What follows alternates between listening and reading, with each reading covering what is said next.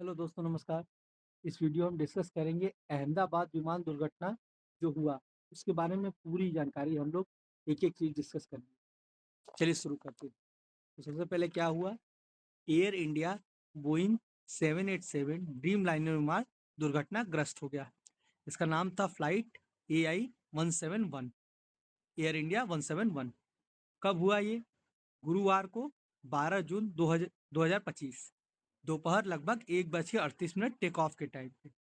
1:38 पे take off हुआ और 1:40 पे क्रैश कर गया। कहाँ हुआ? तो अहमदाबाद, भारत सरदार वल्लभ भाई पटेल अंतर्राष्ट्रीय हवाई अड्डे से टेक ऑफ के तुरंत बाद ये हादसा हो गया। दुर्घटना स्थल हवाई अड्डे की सीमा के पास था, जिससे एक मेडिकल कॉलेज छात्रावास भी प्रभावित हुआ। ये वहीं पे जाके सीधा क्रैश हो गया, जो मेडिकल छात्रावास था। मार्ग कहाँ से कहाँ जा रहा था? तो अहमदाबाद से लंदन गेटविक गेटविक को जा रहा था ये। कितने लोग सवार थे? 242 लोग थे, जिसमें 169 भारतीय लोग थे, 53 ब्रिटिश नागरिक थे, 1 कनाडाई नागरिक थे और 7 पुर्तगाली नागरिक थे। और जो जानकारी मिली उसके हिसाब से 241 लोगों की मृत्यु हो गई है। जीवित बचे कौन? केवल एक यात्री जीवित बचा, जिसका नाम क्या था? रमेश विश्वास कुमार। ये भारतीय मूल के ब्रिटिश नागरिक हैं। इनकी सीट नंबर थी 11A।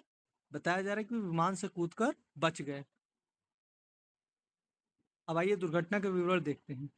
विमान टेक ऑफ के लगभग 2 मिनट के भीतर क्रैश हो गया। जैसे ही टेक ऑफ किया उसके 2 मिनट के भीतर ये क्रैश हो गया। क्रैश से पहले जो ऊंचाई थी वो कितनी थी? 625 फीट थी।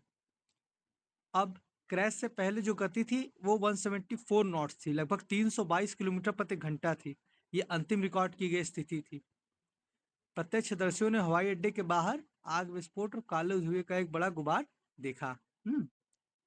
दुर्घटना एक मेडिकल कॉलेज छात्रावास, वही जो मेडिकल कॉलेज बताया गया था, मेडिकल कॉलेज छात्रावास।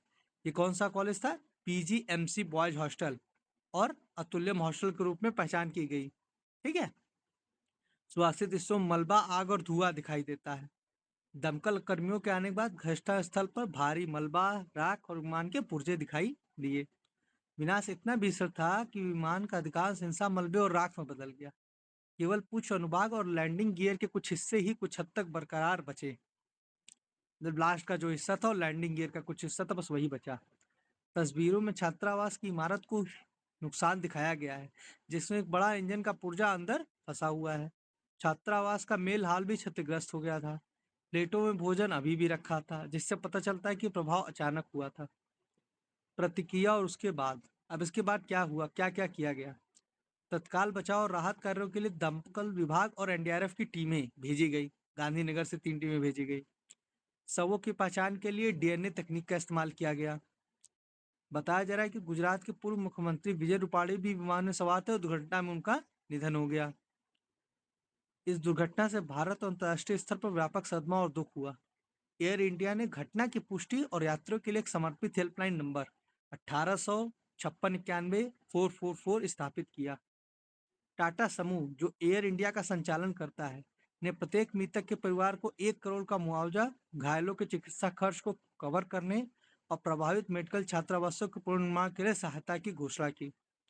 रेलवे अधिकारियों ने सहायता के लिए संसाधन जुटाए और अहमदाबाद से मुंबई और दिल्ली के लिए अतिरिक्त ट्रेनों की योजना बनाई।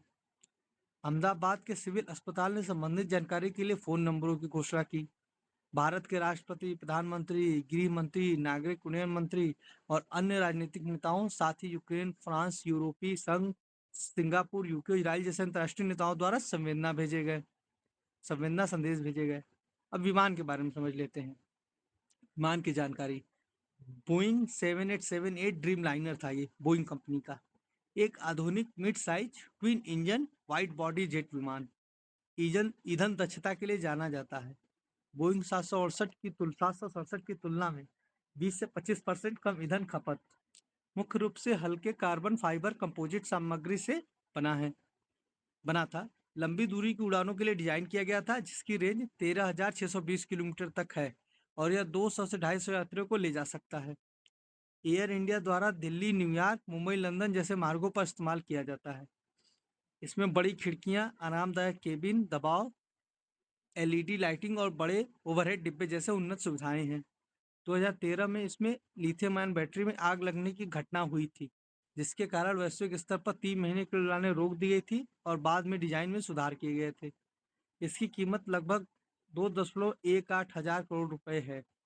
यह बोइंग 787 ड्रीमलाइनर मॉडल के लिए 2009 में उसकी पहली उड़ान के बाद से 15 साल के इतिहास में पहली दुर्घटना बताई जा रही है। मतलब इससे पहले कोई दुर्घटना हुआ नहीं था।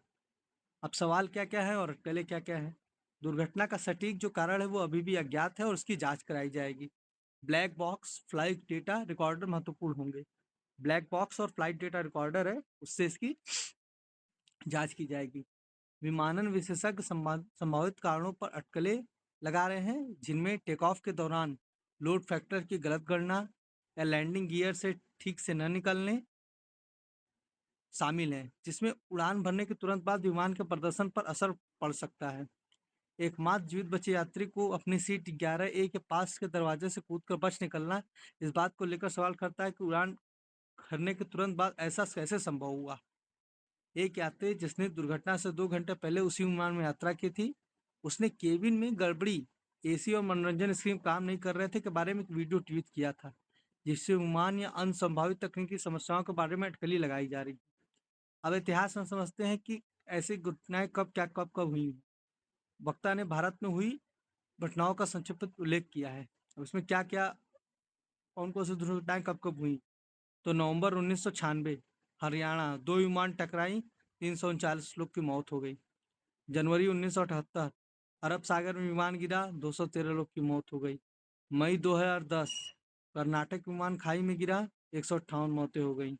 अप्रैल 1993 औरंगाबाद हवाई अड्डा, फ्लाइट ट्रक से टकराई, 55 मौत हो गई। अगस्त 2020 एयर इंडिया एक्सप्रेस विमान क्रैश, 21 मौतें। अहमदाबाद दुर्घटना को दुनिया के प्रमुख दुर्घटनाओं में से एक रूप में उजागर किया, जो मरने वालों की संख्या में संभवतः सबसे बड़ी 10 दुर्घटनाओं में से एक शामिल किया गया। मई 2024 में ईरान के राष्ट्रपति इब्राहिम राइसी और 9 अन्य के हेलीकॉप्टर दुर्घटना में मृत्यु हुई थी, अभी कुछ दिन पहले ही।